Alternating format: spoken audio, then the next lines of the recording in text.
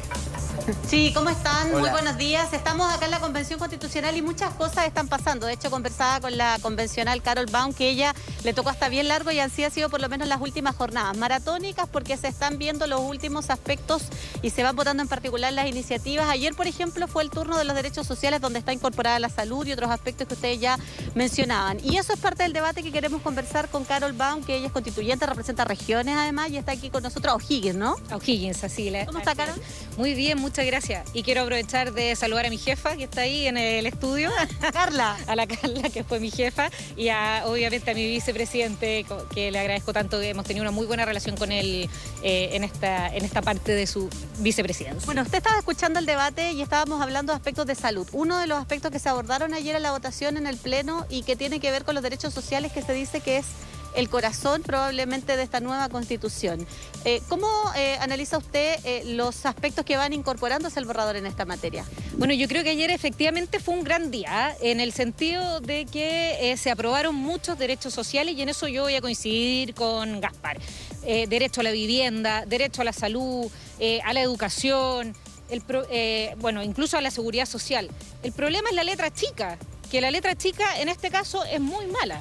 Porque cuando se aprueba el derecho a la vivienda, pero se rechaza que sea propia, o cuando se aprueba el derecho a la salud, pero es un sistema único de salud, cuando se habla de educación, pero no está la libertad de los padres para elegir la educación de sus hijos, o cuando se votan en contra todas las normas que queríamos para proteger los ahorros de los trabajadores, es muy malo para la ciudadanía y genera toda esa incertidumbre que señala Gaspar, que es muy entendible. Yo celebro realmente que haya derecho a la vivienda en esta Constitución, pero lamento tanto que se hayan rechazado todas las normas que establecían que la vivienda fuera propia, porque lo que la gente quiere es tener certeza. La vivienda es mía, yo veo si la puedo en algún momento vender o arrendar o heredar, y no dependo del burócrata de turno que va a decidir si me corresponde o no a esa casa, porque no sabemos si es que va a ser una persona, no sé, ministro de la vivienda muy sensato, que va a entregar muy justamente las casas, o va a ser una persona que puede decidir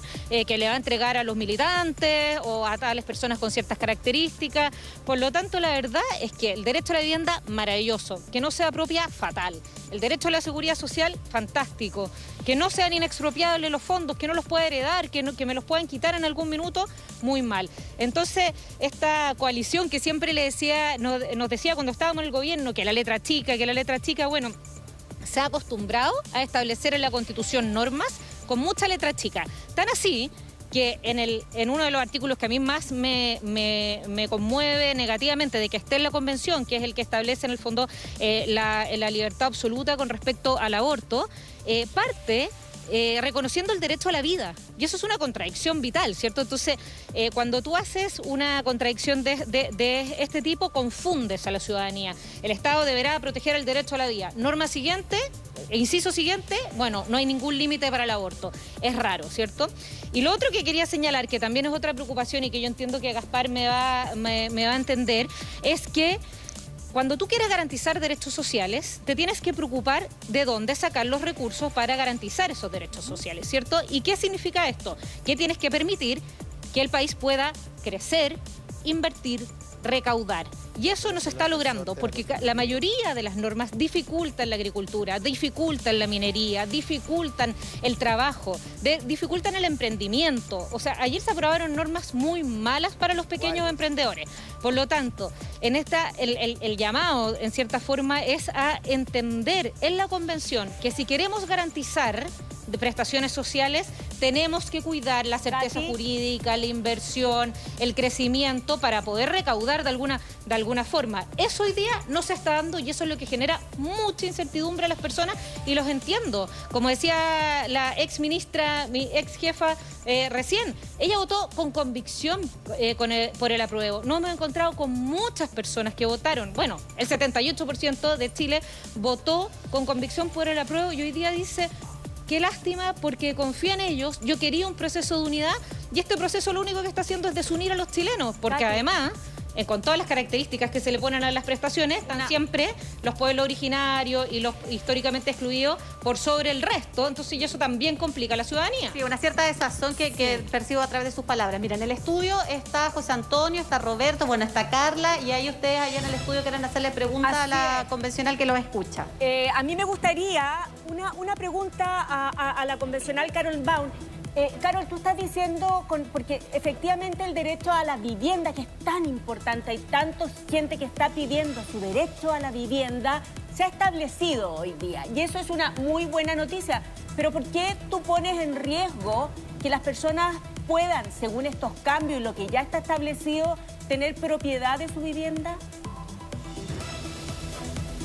Porque ahí... Nosotros lo propusimos múltiples normas. Perdón, que me estaba escuchando con el retorno, perdón. Lo pusimos en múltiples normas, que la vivienda fuera propia, que no se excluyera esa característica, ya que ustedes pueden ver el articulado, en cada una de las normas hay muchas características que se establecen para definir bien cómo se quieren entregar estas prestaciones sociales. Bueno, una de las que nosotros queríamos poner era el derecho a la vivienda propia, porque eso es lo que quiere la ciudadanía, ¿cierto? Entonces, tienen que haber... Obviamente, dentro de las políticas habitacionales tienen que haber flexibilidad, distintas formas, ¿cierto? Subsidio al arriendo, subsidio a la vivienda, pero también el derecho a la vivienda propia. Lo pusimos en múltiples indicaciones y todas ellas fueron rechazadas.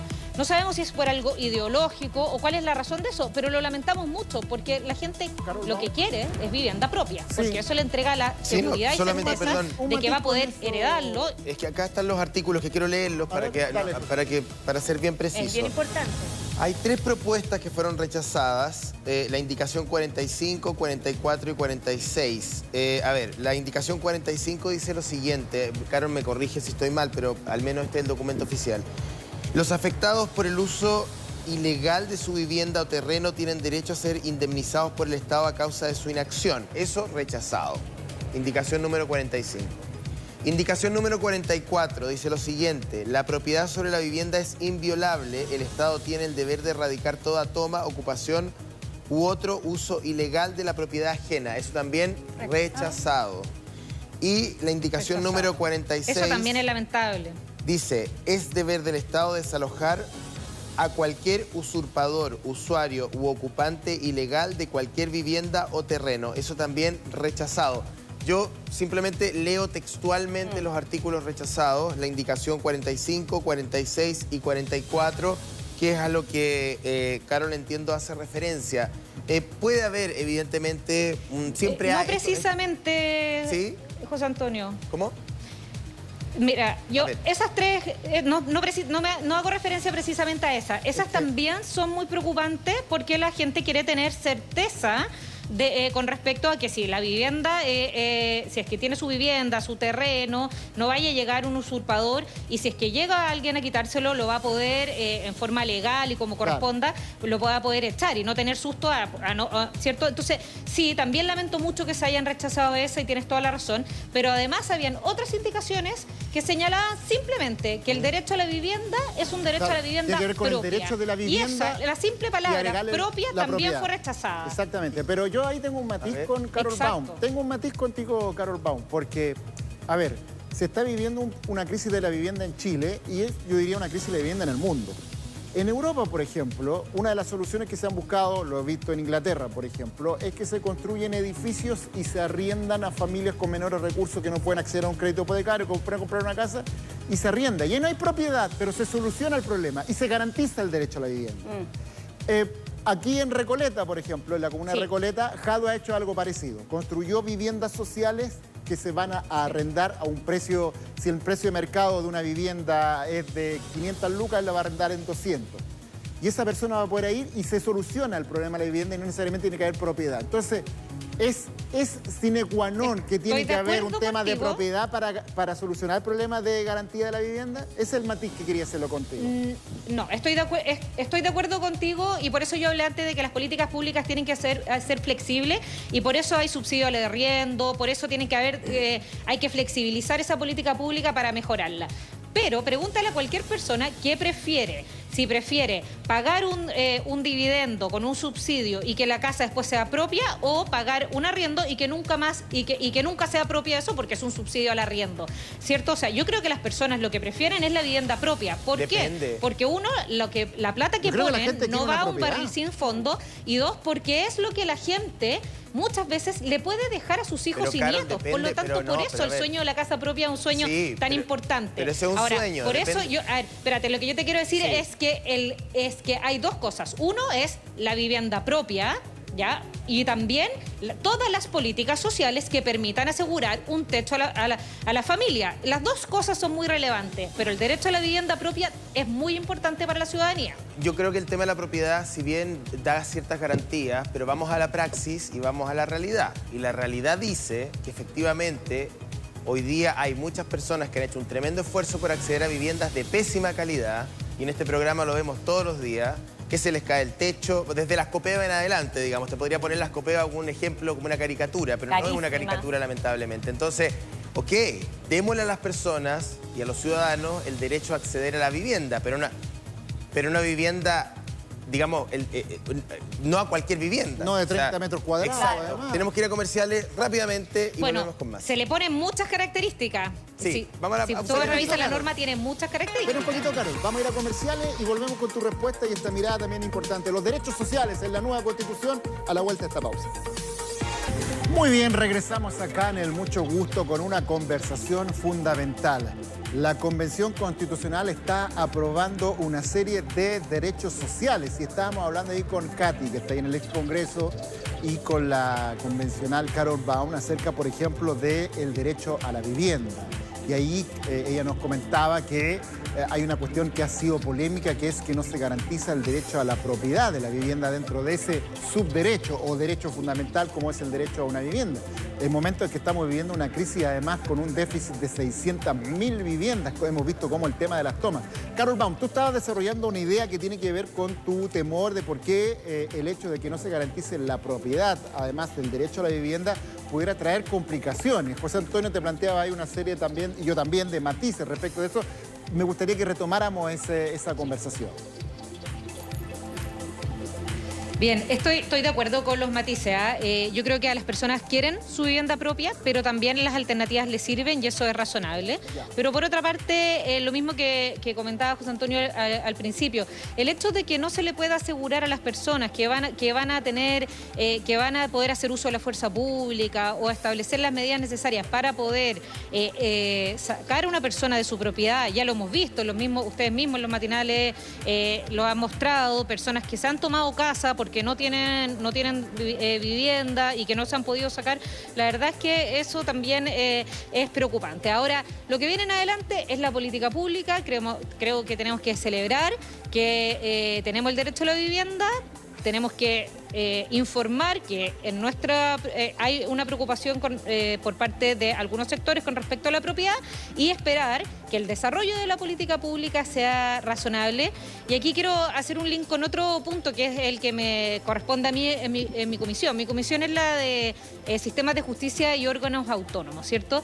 Y se están creando muchas instituciones nuevas que buscan consagrar ciertos derechos, consagrar o solucionar ciertas políticas públicas. Eso también va a implicar mucho gasto y eso también preocupa, porque si queremos consagrar derechos, pero al mismo tiempo estamos poniendo trabas a la inversión y al crecimiento, y al mismo tiempo estamos creando mucho más burocracia, más difícil va a ser el poder financiar en forma rápida y no tener que esperar 15 años para poder mejorar todas las políticas de salud, porque si bien Gaspar decía, vamos paso a paso, le encuentro toda la razón, pero mientras más dificultades le pongamos a tener recursos para hacer eso, más difícil Carol, va a ser. Sí, ¿me escuchas, Carol, verdad? Sí. ¿Me escuchas, Carol? Sí. Hola. Yo creo, escuchándote a ti, escuchando a los otros convencionales de tu sector, Zúñiga, a Marcela Cubillo, en fin, yo les pregunto directamente, estamos en mayo, queda mayo, junio, julio, agosto, básicamente. Viene luego la comisión de armonización, un poco antes, y luego me imagino que va a circular el texto para que todos lo podamos leer. ¿Ustedes hoy día apelan al rechazo? Yo se lo pregunto directamente. ¿Ustedes apelan al rechazo? Sí. Te lo voy a contestar así directamente. A mí, no solamente respecto de los de derecha, yo creo que todos en la convención, nuestro rol, al haber sido parte de este proceso y que la gente confió en nosotros, es transparentar y mostrar todas las cosas que nos parecen bien y que nos parecen mal. Y de esa forma, la gente va a poder tomar una buena decisión al respecto. Pero casarse desde ya, sobre todo cuando no tenemos texto armonizado, no tenemos todas las normas aprobadas y tampoco tenemos las normas transitorias, que son muy relevantes porque cambia mucho y en muchos procesos constituyentes se ha visto que a través de las normas transitorias se dificultan o se mejoran las cosas. No es responsable casarse con una posición. A mí me llama mucho la atención cuando los convencionales desde ya en sus discursos terminan llamando al apruebo, porque creo que lo responsable es esperar y después hacer todo lo posible por informar muy certeramente a la ciudadanía para que cada uno de los ciudadanos tome la decisión con respecto No, entiendo, a su... pero yo te pregunto, a ver, hemos visto, aquí hay una historia, o sea, hay una historia debido a que esto sea como la telenovela, de alguna u otra manera, para decirlo en fácil, donde los convencionales de tu sector, algunos más, otros menos, se han lamentado, digamos, el no ser escuchados, el no tener el tercio. Ha habido, digamos, debates incluso llegando a los garabatos muchas veces, micrófonos que se han quedado arriba, en fin, no voy a entrar en detalle, pero hay una historia. Entonces uno asumiría desde la sensatez total, a lo mejor, digamos, soy insensato, pero desde el sentido común uno asumiría de que hay un grupo importante de convencionales que hoy día piensan que la mejor opción es rechazar. Entonces, independiente de lo que uno vote, uno es libre para votar rechazo o apruebo y las dos opciones son igualmente válidas. Yo no condeno ni una ni la otra. Cada ciudadano, respeto infinitamente la libertad de cada persona en decidir. Yo simplemente administro mi libertad, no puedo administrar la de los demás. Pero sí exijo y pido que los servidores públicos sean claros con la ciudadanía. Entonces, si hay convencionales, que no sé si es tu caso, parece que no, pero si hay convencionales que hoy día van a decir que la mejor alternativa es rechazar, bueno, díganlo abiertamente. Díganlo abiertamente. Bueno, eso... No, yo por supuesto que vamos a tomar posición, o sea, y yo voy a tomar posición, no todavía por lo que te decía, falta armonización, faltan las normas transitorias.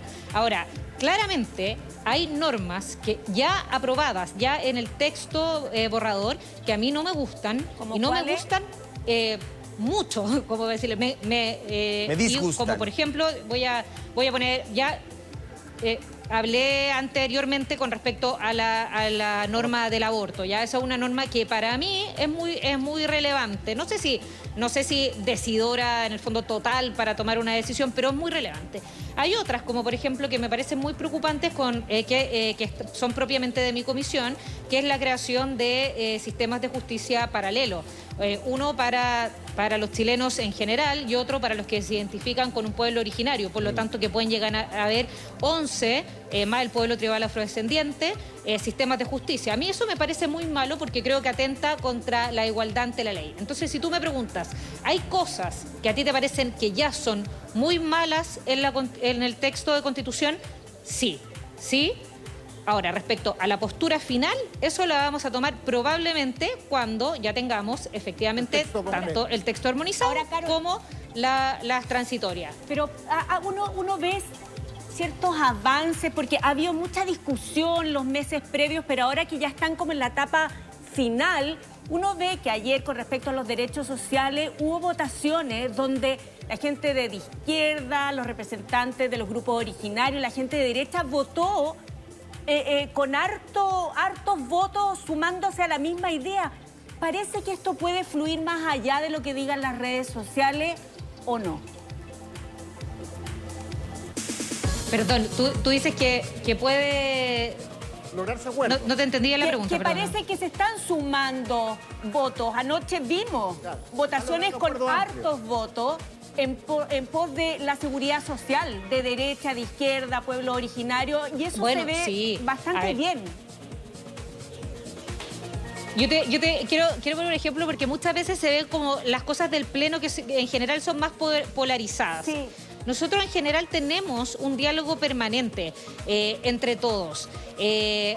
Obviamente que hemos sido un grupo mucho más excluido porque somos minoritarios, pero particularmente en mi comisión yo creo que el haber puesto nuestras propuestas sobre la mesa y por eso, pese a que nos votan todo en contra, seguimos haciendo propuestas en forma permanente, ha balanceado en cierta forma algunas instituciones y yo valoro un montón eso. En mi comisión, el Frente Amplio, los movimientos sociales y también los escaños reservados escuchan lo que uno plantea, conversamos y tratamos de llegar a un acuerdo. Ahora, norma propiamente redactada por nosotros no nos aprueban, pero sí hay algún grado de influencia y sensatez, no en todos, en algunos convencionales, y eso se agradece y eso se nota también después en las votaciones en el Pleno.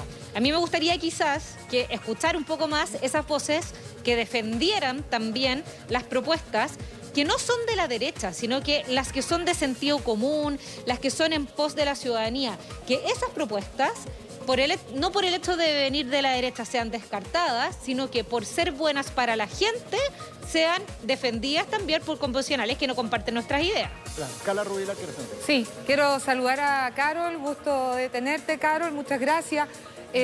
Yo quisiera un poco poner en el contexto, porque la discusión de la Constitución es una discusión de definiciones, de derechos, de lineamientos que probablemente todos estamos súper de acuerdo. Todos queremos derecho a la vivienda, derecho a la salud, oportunidad. Ningún colectivo de ningún sector político podría decir yo en realidad no quiero derecho a la salud para las personas. Es decir, los titulares son todos efectivamente de sentido común y estamos todos de acuerdo. El tema es una frase que se ocupa mucho en política pública que se llama el diablo está en los detalles. Sí. Es decir, cómo efectivamente cuando uno se va al detalle uno realmente logra o no logra lo que quiere poner en el titular. Entonces, la pregunta que yo quiero hacer ahí es ¿dónde está el diablo? ¿En qué detalles? Porque yo he escuchado efectivamente a los convencionales de Chile Vamos, sobre todo manifestar su malestar mucho en el respecto al tema, por ejemplo, de la propiedad privada. De la propiedad privada en la vivienda, de la propiedad privada en los ahorros previsionales, mucho tema de la propiedad privada. ¿El diablo está en la propiedad privada? Quiero saber efectivamente, porque lo que decía José Antonio es súper cierto, la gente quiere informarse, quiere saber para que después pueda votar con conocimiento. ¿Qué es lo que para los convencionales de Chile Vamos en esos detalles hay problemas en la propiedad privada? Para que la gente lo entienda en simple, en lo común, en qué le afecta en su casa, en su plata de la pensión, en su salud, en qué le afecta, qué es lo que les preocupa a ustedes efectivamente. Mira, efectivamente, Carla, tienes toda la razón y nosotros hemos muchas veces dicho que esto se traduce en algo que se llama, como internacionalmente, en una pseudonorma. Cuando tú dices que se consagra la libertad de expresión, pero a renglón seguido o en el artículo seguido estableces alguna forma de controlar esa libertad de expresión, no se está consagrando la libertad de expresión, ¿cierto? Entonces se está limitando. Lo mismo pasa cuando tú dices que se consagra el derecho a la salud, pero sin libre elección o un plan único de salud, o cuando se consagra la libertad de educación, pero posteriormente se dice que habrá un plan único para todos y sin derecho preferente de los padres a educar a sus hijos en materia de educación sexual infantil, ¿cierto? Entonces, en muchos detalles está el diablo y en uno de esos es el tema de la propiedad, particularmente de los fondos de pensiones y la propiedad privada. ¿Por qué? Porque aun cuando se consagre, si es que no se establecen los límites que nosotros propusimos para que la ciudadanía tenga claro que no se busca expropiar su fondo ni expropiar su propiedad, sus casas, para eso pusimos esos artículos. Cuando esos se rechazan, se confunde la ciudadanía. Hemos visto que el presidente Boric dijo que no se van a expropiar los fondos de pensiones y en todas partes todos dicen que no se van a expropiar los fondos de pensiones. Pero cuando nosotros lo proponemos y dejémoslo en la Constitución, dejemos que no van a poder ser expropiables, que los fondos de pensiones son heredables, se rechaza una y otra vez. Pero se rechaza, en esto y se vuelve a rechazar. Pero para que las personas entiendan, se rechazó que los fondos de pensiones no van a ser míos, eso está rechazado y vuelve a comisión. Se rechazaron las indicaciones, por lo tanto no vuelven a comisión, que dicen que los fondos son inexpropiables y heredables. Pero lo que se rechazó también es que eso es súper importante, Paulina, porque aquí hay tema del vocabulario. Sí. Lo que se rechaza es dejar una garantía, que no necesariamente significa, si eso prospera o no prospera, que las cosas van a ser, los ahorros previsionales van a ser estatizados, nacionalizados. Claro. Se rechazó dejar la garantía. Lo que ocurre es que desde el otro lado, para poner como hay susto en la ciudadanía, nosotros quisimos dejar la garantía y se rechazó. Lo que pasa es que esa garantía para muchos... Es lo mismo que pasa en propiedad y en muchas cosas, Carol, porque finalmente cuando lo limitas de esa forma confundes. No, a ver, pero poniendo oído a quienes se han opuesto, porque uno dice, ¿cómo pueden no garantizar la propiedad de los fondos? ¿Ya? Cuando uno escucha a otros convencionales, no voy a citar a ninguno en particular para no herir sensibilidades, pero lo que dicen es que garantizarlo constitucionalmente, la propiedad de los fondos, puede en el futuro ser un obstáculo para diseñar un sistema de seguridad social con un fondo común. Claro. Una parte privada y una parte mixta, por ejemplo. Pero eso es lo que dicen. Así funciona. ¿Cómo, perdón? Porque hay un fondo común y hay un pilar solidario y se puede, también se puede dejar eso. Mira, el argumento que yo más he escuchado, que escuchamos ayer para decir que por qué se rechazaban esas indicaciones, era porque decían que no son temas constitucionales, sino que son temas de ley o de política pública. Y yo estoy de acuerdo, pero el problema es que esta Constitución estamos dejando no solamente la política pública, sino que cosas que serían como incluso para un reglamento, para un decreto, establecidas, como por ejemplo la protección de la semilla o el funcionamiento y la forma de establecerse de las juntas de vecinos. Y para otra cosa entonces tenemos que ocupar el mismo criterio para todos. Es maximalista. El mismo criterio para todos. Carla. Pero quedémonos, a ver, para que la gente que nos está viendo entienda un poco. Efectivamente, ustedes quisieron, por el miedo que se genera en algunas personas de que los fondos se pudieran expropiar o que efectivamente el día de mañana uno no lo pudiera heredar, ¿no es cierto? Ustedes quisieron poner una norma expresa, que tal vez no es lo ideal en una constitución, porque la constitución debería ser más chiquitita que grande, por lo menos eso dicen muchos expertos, para que diera flexibilidad. Sí. Pero ustedes dijeron, hay miedo, pongámoslo. Esto se rechazó. Es decir, no quedó la certeza, lo que no significa que se vayan a expropiar tampoco, para que lo dejemos claro, ¿ya? Pero no quedó la certeza en la Constitución. Así es. ¿Qué es lo que ustedes creen que hay detrás de ese rechazo? Porque lo que dice José Antonio y Roberto es súper interesante, que algunos convencionales dicen, no podemos dejarlo porque sería un amarre, porque las cotizaciones que lleguen de ahora en adelante queremos que vayan a un fondo común. Bueno, ese es el argumento oficial que uno escucha de varios convencionales. Cuando justifican su voto en contra, dicen, nosotros no queremos garantías de propiedad porque efectivamente queremos que la Constitución permita un rediseño completo del sistema de... Eso es súper interesante, para que la gente que no está viendo es súper interesante. Pero agregando ahí... Porque tal vez debería transparentarse eso. Tal vez debería decirse clarito, ¿no? Sí, claro. Y uno tomar una decisión pero, perdón, si fuera así, lo debiesen haber dejado en el texto. No, porque la Constitución no tiene que ver con el programa de gobierno, porque la Constitución se está haciendo más allá del gobierno de turno. Está bien. Entonces, sería bueno decir que la razón por la cual yo no lo quiero dejar si fuera así, es esto otro, que voy a poner las cotizaciones que vienen para el futuro en un fondo común. Claro. Al final la Constitución termina siendo como un tomo de 1500. Si fuera así, lo hubieran dejado expreso. Es lo mismo que pasa con el tema de la norma de la interrupción del embarazo sin límite. Cuando uno les dice, oye, pero está sin límite, te dicen, no, es que lo vamos a poner en posteriormente, lo vamos a poner en la ley o en la política pública. Entonces, y uno dice, bueno, ¿pero qué no lo dejamos ahora para no generar ninguna confusión? Entonces, pasa lo mismo con esto. Es que nosotros presentamos 3 normas, primero en la comisión y después en el pleno, y fueron ampliamente rechazadas. Ahora tú me ¿Cuál es la razón? ¿Por qué? Yo no te diría que si entre 3 convencionales quieren expropiar los fondos de pensiones, no. Hay distintas razones. Claro. Algunos porque creen efectivamente en el sistema de reparto exclusivo y lo defienden y no creen que debe haber cuentas individuales, sino que esto debe ser un sistema total y absolutamente solidario. Por lo tanto, no creen en la existencia de la AFP, no creen en las cuentas individuales de capitalización individual, ¿cierto?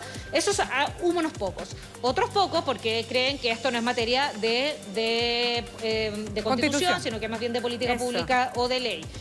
Y otros porque les resulta también complejo votar defendiendo en cierta forma este sistema que también sabemos que ha sido cuestionado y que la gente salió a marchar y que las pensiones están malas. O sea, uno entiende. Pero nadie tiene una pensión hoy día que diga estoy feliz y gracias. Carol, pero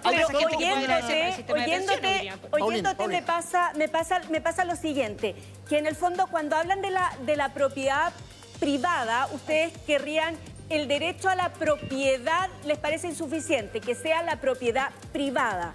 Pero aquí hemos conversado que tal vez eso limita, por ejemplo... Perdón, no. Bueno, pero déjame terminar la idea y ahí lo conversamos, porque en el fondo... Esa es la vivienda privada, ok. No propiedad privada. Se establece el derecho a la vivienda en general. Vivienda propia. Eso está acordado. Pero a ustedes les gustaría que fuera vivienda propia. Pero aquí se postula que tal vez eso limita, por ejemplo, mecanismos de arriendo.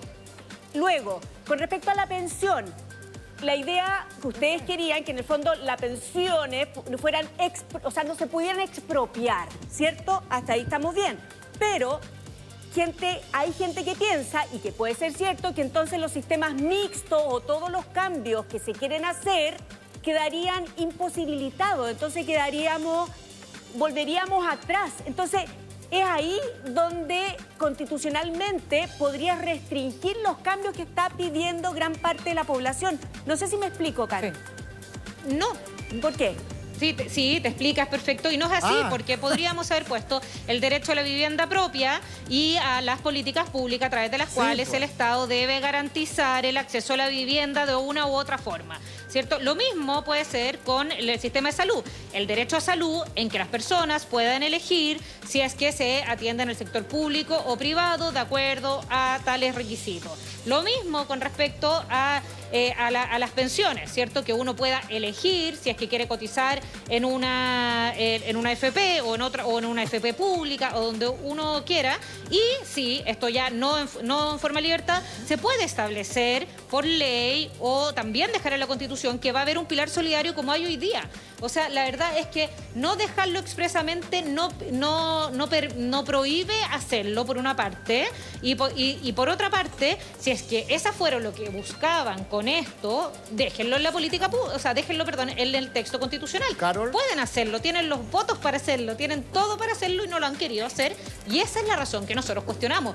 ¿Por qué no dejar establecido que los fondos son inexpropiables? ¿Por qué no dejar establecido que los ahorros de los trabajadores son heredables? A la gente le importa mucho eso. Sí, hay una paradoja que se va a dar además, porque justo en el fragor de la discusión del quinto retiro, el gobierno se comprometió con los parlamentarios de derecha para enviar un proyecto de una reforma constitucional a la actual Constitución que garantice la inexpropiabilidad de los ahorros previsionales. Si ese proyecto prospera y queda en la actual Constitución, entonces, y en la nueva Constitución no, entonces el plebiscito de septiembre podría definirse, por ejemplo, de quienes quieren que esté o no garantizada la inexpropiabilidad de los ahorros previsionales. Entonces, sería una situación bien particular. Y lo otro que agrego, y quiero tu comentario sobre eso, es que es el gobierno, un gobierno que está compuesto por el Frente Amplio y otros partidos también de izquierda, que quieren entonces garantizar la inexpropiabilidad de los ahorros previsionales, pero su correlato en la Convención Constitucional dicen lo contrario. Entonces, es bien confuso la conversación. No sé si me sigues, Carol Baum, respecto a lo que está ocurriendo en este momento con ese tema. Totalmente. Y ¿sabes lo que más lamento de esto? Que los que confiamos en este proceso, por qué razón yo me presento siendo de derecha, yo efectivamente estuve por el rechazo en la entrada, ¿por qué me presento a este proceso? ¿Por qué la Carla, que también es de centro derecha, estuvo con el apruebo? Porque creíamos desde lo profundo y desde la experiencia en la política pública y en el trabajo, en la moneda, en el Congreso, etcétera, creíamos que era necesario un momento de trabajo unitario en el país, de hacer una nueva constitución que nos uniera a todos, que buscáramos dialogar y encontrar mínimos comunes para poder reconciliar este país tan dañado en muchas cosas. Pero ¿qué fue lo que pasó? Nos encontramos con posturas maximalistas que buscan poner todo en la Constitución, todas las ideas, todo, y lo que estamos generando es un texto que divide entre pueblos originarios y los que nos consideramos chilenos a secas, pese a que obviamente tenemos también ancestros de pueblos originarios. Divide entre los que quieren la propiedad absoluta de los fondos de pensiones y los que no, en los que quieren mantener las tradiciones y los que quieren prohibir el rodeo, por ejemplo. Entonces divide mucho y eso es muy lamentable. Nos hubiera encantado, y yo sé que a muchos de ustedes también, un proceso que hubiera sido una constitución más cortita, más acotada, con los mínimos comunes que unieran a los chilenos en general, y que fuera un texto que ojalá se aprobara con el 80% o más de los votos. Es que este ha sido un proceso constitucional bastante particular, digamos, y viene y se origina desde una revuelta. O sea, esto no fue el proceso constitucional de Bachelet, de los cabildos, donde la presidenta concluye un proyecto que despacha al final de su segundo mandato, donde había habido una consulta. O sea, a ver, hay que hacerse cargo también, no lo digo por ti, Carola, estoy hablando por todos nosotros, digamos, como país. Tenemos que hacernos cargo de alguna manera del camino que hemos transitado. Y aquí hubo un 18 de octubre que marca un antes y un después, con todos los bemoles, con toda la violencia, con toda la legitimidad, con toda la falta de legitimidad, con todos los delitos, con todos los abusos, con toda la violación de derechos humanos, con todos los componentes que tuvo el proceso y que son todos parcialmente verdaderos, digamos. Y de ahí nace esta Constitución. Es un proceso muy violento, una suerte como de terremoto social. Entonces, era esperable una discusión muy compleja en el Pleno. Ahora, yo te pregunto lo siguiente, porque mirando un poco las encuestas también, uno podrá creerles o no, pero son un barómetro de algo. ¿Qué ocurre si gana el rechazo? Jaime Baza decía en Tolerancia Cero, entiendo, el fin de semana, si gana el rechazo, entramos en una crisis brutal. No me acuerdo cómo eran sus palabras, Paulina, específicamente. Sí, muy similares, pero hablaba de un escenario bien apocalíptico. Prácticamente.